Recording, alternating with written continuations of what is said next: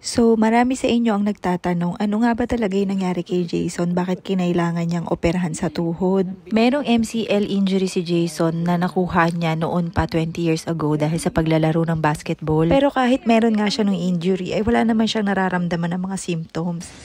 Ito yung mga bagay na ipinagpapasalamat natin talaga dito sa Japan na eh.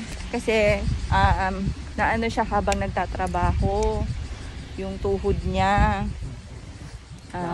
Namaga at masakit habang nagkakaidyo siya ng pasyente. So may parang clicking sound sa kanyang tuhod. So habang nagsisigoto siya yon, kaya pinauwi siya kaagad at ang sabi, magpa-check up daw siya. So dumiretso na agad siya dito sa ospital, nagpa-check up siya.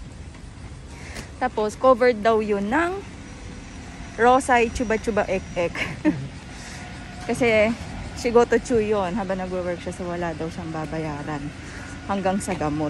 So, August nangyari yung incident. Tapos, ang sabi ng doktor is mag-rehabilitation muna and pain relievers. Pero mukhang severe na nga yung punit ng ligament niya, kaya nakakaramdam na si Jason ng instability habang naglalakad siya paminsan. At hirap na nga rin siya mag-bend kasi nadidislocate. At kahit meron na nga rin siyang suot na knee brace, ay hindi pa rin nawawala yung pain. At dahil hindi nga nag-i-improve yung symptoms niya kahit ilang months na yung nagdaan, in-advise na siya ng doktor na operahan na lang. At sinabi din kasi ng doktor na may tendency mag-improve yung symptoms, pero hindi siya talaga totally gagaling. Kasi nga, habang nagkakaedad tayo, tumatanda din yung mga buto natin, yung mga ligaments natin. May tendency siyang mas maging worse in the future. Kaya naisipan na rin ni Jason na magpa-opera na habang kaya niya pa.